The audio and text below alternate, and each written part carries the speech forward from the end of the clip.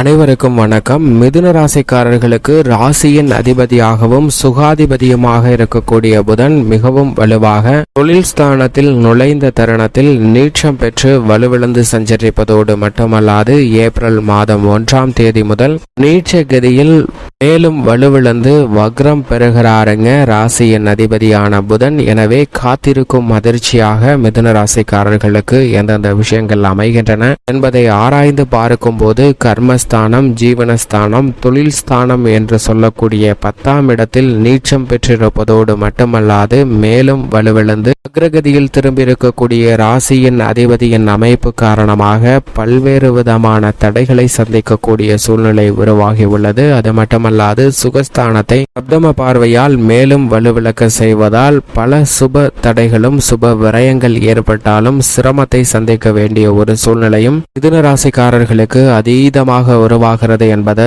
தெளிவாக உறுதிப்படுத்துகிறார் ராசியின் அதிபதியான புதன். மிதுன ராசிக்காரர்களுக்கு பொதுவாக புதனை பொறுத்த வரைக்கும் சூரியனுக்கு மிக அருகாமையில் உள்ள கிரகமாகவும் ஒளி பொருந்திய கிரகமாகவும் அறிவுக்கு அதிபதியாகவும் திகழ்கிறார். ஒருவருடைய ஜாதக அமைப்பில் மற்ற கிரகநிலைகள் வலுவிழந்து இருந்தாலும் கூட புதன் மட்டும் மிக வலுவாக இருந்தாலும் எவ்வளவு பெரிய சிரமங்கள், சிக்கல்கள், தடைகள், தாமதங்கள், தோஷங்கள் நிறைந்திருந்தாலும் புதன் வலுவாக இருந்தால் அவர் கொடுக்கக்கூடிய அறிவாற்றலை மிக அற்புதமாக பயன்படுத்தி மிகப்பெரிய அளவில் வளர்ச்சியும் உச்சத்தையும் தொடுவதற்கான யோகம் உண்டு. ஏனென்றால் மனித வாழ்வில் மிக பெரிய அளவில் புரட்சி ஏற்பட வேண்டும் என்றால் நிச்சயமாக கல்வி வளர்ச்சி என்பது அறிவு சார்ந்த வளர்ச்சியும் முன்னேற்றமும் தொழில்நுட்பமும் மிக முக்கியம் ஒன்றாக பார்க்கப்படுகிறது. அப்படிப்பட்ட ஆற்றலை வலுவாக கொடுக்கக்கூடிய சக்தி பெற்றவர்தான் புதன். எனவேதான் புதனின் அமைப்பும் மிக உன்னிப்பாக கவனமாக பார்க்கப்பட வேண்டிய ஒன்றாக இருக்கிறது. அப்படிப்பட்ட புதன் ஏற்கனவே வலுவிழந்து நீச்ச நிலையில் தனது நீச்ச ராசியான மீன ராசியில் சஞ்சரித்து கொண்டிருக்கக்கூடிய இந்த வேளையில்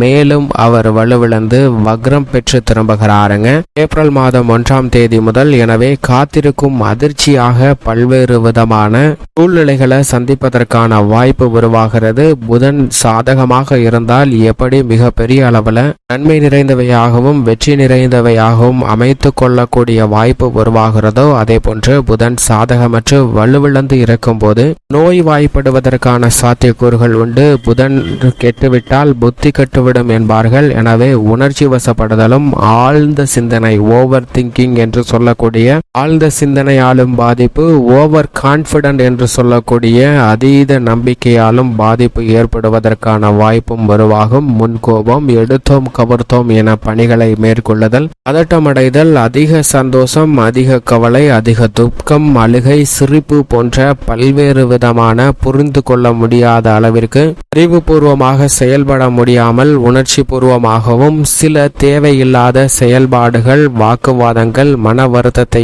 ஏற்படுத்தி கொடுக்கக்கூடிய வகையிலும் அமைவதற்கான சூழ்நிலை நிச்சயமாக புதன் வக்ரகதியில் திரும்புவதன் காரணமாக ஏற்படுகிறது. அதிலும் நீட்ச நிலையில் சஞ்சரிக்கக்கூடிய புதன் வக்ரகதியில் மாறியிருப்பது மிகப்பெரிய அளவில் வரவேற்கத்தக்க ஒரு அமைப்பாக பார்க்க முடியாது என்பதை தெளிவாக உறுதிப்படுத்துகிறார். உதாரணமாக ஒரு மிகப்பெரிய கோடீஸ்வரன் ஒருவன் இருக்கிறான். அவன் வைர வியாபாரியாக பார்க்கப்படுகிறான். தன்னிடம் இருக்கக்கூடிய வைரங்களை பதுக்கி வைப்பதற்காக சர்க்கரை வடிவத்தை விட சற்று கொஞ்சம் பெரிய வடிவமாக வைரத்தை வைத்து மனிதர்கள் உண்ணக்கூடிய பிஸ்கட்டில் கலந்து வார்த்தெடுத்து உணவுப் பொருள் போன்று அவற்றை வைத்து தன்னுடைய வைரங்கள் அனைத்தையும் மற்றவர்களுக்கு தெரியக்கூடாது, களவாண்டு விடக்கூடாது என காமத்தியமாக சிந்தித்து தன்னுடைய ஆற்றலை பயன்படுத்தி உணவுப் பொருளாக ஒரு இடத்தில் பத்திரமாக வைக்கிறான். ஆனால் இந்த வைர வியாபாரிக்கு நேர்ந்த சோகமாக அமைவது என்னவென்றால் உணவுப் பொருளாக வைத்த இடத்தில் எலி ஒன்று புகுந்து விடுகிறது.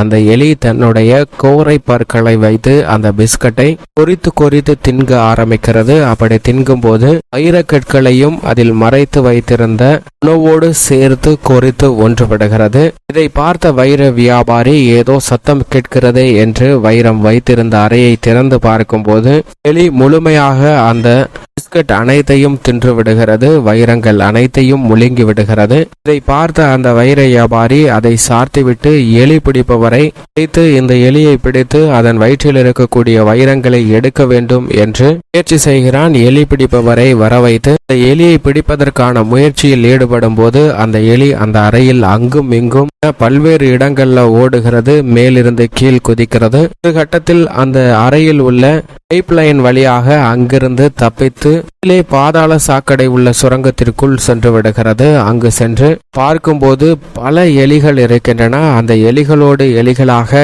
இந்த எலியும் கலந்து விடுகிறது. இந்த எலி பிடிக்கக்கூடிய நபரோ அதை எப்படி பிடிப்பது என்று யோசித்துக் கொண்டிருக்கிறார். இதை பார்த்த அந்த வைர வியாபாரி, இவ்வளவுதான் போச்சு, என்னுடைய சொத்துக்கள் அனைத்தையும் அந்த எலி விழுங்கிவிட்டு இவ்வளவு எலிகளுடன் கலந்து விட்டதே, நூற்றுக்கணக்கான எலிகள் இருக்கிறது, இதில் எந்த எலி என்று நான் எப்படி கண்டுபிடிப்பேன் என்று புலம்புகிறார். அதற்கு அந்த வைர வியாபாரி புலம்பலை கேட்டு பிடிப்பவர் சொல்கிறார், சற்று அமைதியாக இருங்கள் என்று சொல்ல, இங்கு நடக்கக்கூடிய விஷயங்களை உன்னிப்பாக கவனித்து பார்க்கும்போது இந்த எலி கூட்டத்திலே ஒரு எலி மட்டும் அனைத்து எலிக்கும் மேலான எலி நான் தான், ஏனென்றால் பல வைரங்களை நான் விழுங்கிவிட்டேன், என்னுடைய செல்வ செழிப்பும் மதிப்பும் தான் இப்போது உங்கள் அனைவரையும் விட உயர்ந்திருக்கிறது என்ற தலைக்கணமும் ஆணவமும் கொண்டு இந்த எலிகளை விட தலை சிறந்தவன் என்று அந்த எலிகளை விட்டு ஒதுங்கி செல்கிறது. இதை பார்த்த அந்த எலி பிடிப்பவர் அந்த எலியை மட்டும் சரியாக பிடித்து இதில் இருக்கக்கூடிய வைரங்களை எடுத்து அந்த வைர வியாபாரியிடம் கொடுக்கிறார். இதே போன்றுதான் நமக்கு பல கிரகநிலைகள் சாதகமாக இருக்கும் போது நம்மளுடைய வாழ்வில் செல்வ செழிப்பு வந்தவுடன் இந்த எலிக்கு எப்படி தனக்களம் வந்ததோ அதே போன்று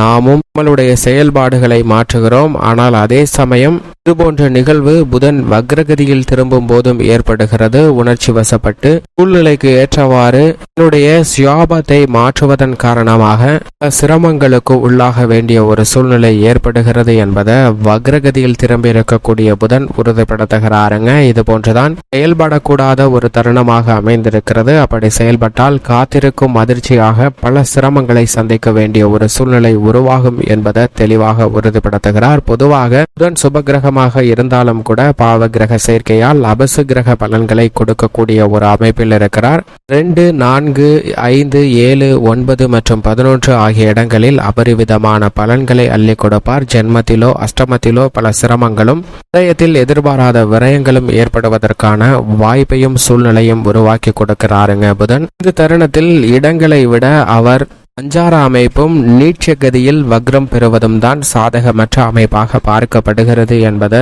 தெளிவாக புதனை உறுதிப்படுத்துகிறார். இப்படி புதனின் அமைப்பு இருக்க குடும்பம், உத்தியோகம், தொழில், கலைத்துறை, அரசியல் துறை சார்ந்த பணிகள் எப்படி அமைகிறது என்பதை சற்று விரிவாக பார்க்கலாம். மிதுன ராசிக்காரர்களை பொறுத்த வரைக்கும் 10ஆம் இடம் என்று சொல்லக்கூடிய கர்மஸ்தானத்தில் ராசியின் அதிபதி வலுவிழந்து வக்ரம் பெற்றிருப்பது நிச்சயமாக குடும்ப ரீதியான பணிகள்ல மாறுபட்ட பலன்களை பெறுவதற்கான வாய்ப்பு உண்டு. அதீத சந்தோஷம் அதீத கவலையாக மாறும், அதீத சிரிப்பு அதீத அழுகையாக மாறுவதற்கான சூழ்நிலை உண்டு என்பதை தெளிவாக உறுதிப்படுத்துகிறார். இதற்கு அனைத்திற்கும் மிக முக்கியமான காரணமாக அமைவது குடும்பம் சார்ந்த பணிகளை திட்டமிடும் போது முடிவுகளை எடுக்கும் போது பொறுமையும் நிதானமும் கடைபிடிக்காமல் உணர்ச்சி வசப்பட்டு செயல்படுவதால் ஏற்படுகிறது என்பதை மிதுன ராசிக்காரர்களுக்கு ராசியின் அதிபதியான புதன் தெளிவாகவும் துல்லியமாகவும் உறுதிப்படுத்துகிறார். எனவே உணர்ச்சி வசப்படுதல நிச்சயமாக இந்த தருணத்தில் மிதுன ராசிக்காரர்கள் தவிர்க்க வேண்டிய ஒன்றாக பார்க்கப்படுகிறது. அது மட்டுமல்லாது வேலையின் மீது உள்ள உங்களது அதீத கான்பிடன்ட், ஓவர் கான்பிடன்டே சில சிக்கல்களை ஏற்படுத்தி நியாயமாக கிடைக்க வேண்டிய சலுகைகளையும் தடை செய்வதற்கான சூழ்நிலையை உருவாக்குகிறது என்பதை உறுதிப்படுத்துகிறார். தொழில்துறை, வியாபார துறையில் பதட்டம் அடைவதால் பல பணிகளை தவறாக செய்வதற்கான சூழ்நிலை உண்டுங்க. எனவே பதட்டம் அடையாமல் எந்த பணியாக இருந்தாலும் அணுக வேண்டிய ஒரு தருணமாக பார்க்கப்படுகிறது என்பதை தெளிவாக உறுதிப்படுத்துகிறார். தைரிய ஸ்தானம் வலுவிழக்கக்கூடிய இந்த தருணத்தில் உங்களுடைய கலைத்துறை சார்ந்த பணிகளிலும் சிறு தவறு கூட பல வாய்ப்புகளை கை நழுவி செல்வதற்கான சந்தர்ப்பத்தை உருவாக்குகிறது. கலைத்துறையின் நாயகனாக இருக்கக்கூடிய சுக்கிரனும் கர்மத்தில் உச்சம் பெற்றிருக்கிறார். எனவே அதிக கவனம் மிக முக்கியமாக தேவை. அது மட்டுமல்லாது அரசியல் சார்ந்த பணிகளில் தேவையற்ற வீண் வாக்குவாதங்களையும் அதைவிட தேவையற்ற வீண் வாக்குறுதிகளையும் கொடுக்கக்கூடிய விஷயங்கள்ல அதீத கவனத்துடன் செயல்பட வேண்டும். இல்லை என்றால் தேவையில்லாத பல சங்கடங்களை அதீதமாக சந்திப்பதற்கான ஒரு சூழ்நிலை உருவாகி உள்ளது என்பதை தெளிவாகவும் துல்லியமாகவும் உறுதிப்படுத்துகிறார் இருக்கிறாருங்க புதன். மிதுன ராசிக்காரர்களுக்கு அது மட்டுமல்லாது விவசாயம் சார்ந்த பணிகளில் எடுத்தோம் கவர்த்தோம் என்று எந்த விதமான பணிகளையும் மேற்கொள்ளக்கூடாது. இதன் காரணமாக விளைச்சல் அதிகரிக்குமே தவிர விளைச்சலும் வருமானமும் அதிகரிக்கக்கூடிய சூழ்நிலை இல்லை என்பதை தெளிவாக உறுதிப்படுத்துகிறார். கடன் சார்ந்த தொல்லைகள் உட்பட அனைத்திலும் சற்று கூடுதல் கவனம் தேவை. மாணவர்களின் கல்வி சார்ந்த விஷயங்கள்ல எண்ணற்ற காரணிகள் கவனச்சிதறலுக்கு வழிவகை செய்கின்றன. எனவே இந்த தருணத்தில் மனதை ஒருநிலைப்படுத்தி தேர்வுகள்ல அதிக கவனம் செலுத்த வேண்டிய ஒரு தருணமாக அமைந்துள்ளது என்பதை புதன் தெளிவாக உறுதிப்படுத்துகிறாருங்க. இது மட்டுமல்லாது பெண்மணிகள் இந்த தருணத்தில் முன்கோபத்தை நிச்சயமாக தவிர்க்க வேண்டும். முன்கோபத்தின் காரணமாக தேவையில்லாத பல சிக்கல்களை உருவாக்கி கொள்ளக்கூடிய சூழ்நிலையும் சுப நிகழ்வுகள்ல தடையை சந்திப்பதற்கான வாய்ப்பும் உண்டு என்பதை ராசியின் அதிபதியான புதன் மீன ராசிக்கார பெண்மணிகளுக்கு உறுதிப்படுத்துகிறார். மற்ற நிதானத்துடனும் பொறுமையுடனும் நடந்தால் பல சிக்கல்கள் விலகும். மேலும் சாதகமாக மாற்றிக்கொள்ள வேண்டும் என்றால் நிச்சயமாக மிதுன ராசிக்காரர்கள் வாரத்தில் புதன்கிழமை விரதமிருந்து அருகாமையில் உள்ள பெருமாள் அல்லது நவகிரக சன்னதி சென்று தீபமேற்றி வழிபாடு செய்யுங்கள். பல சிரமங்கள் விலகி நன்மை நிச்சயமாக நிறைந்து கிடைப்பதற்கான வாய்ப்பு மீன ராசியில் வக்ரம் பெறக்கூடிய ராசியின் அதிபதியான புதன் மிதுன ராசிக்காரர்களுடைய வாழ்வில் நிச்சயமாக நல்லதொரு மாற்றத்தை ஏற்படுத்தி கொடுப்பார் என்பதில் சந்தேகமே இல்லை.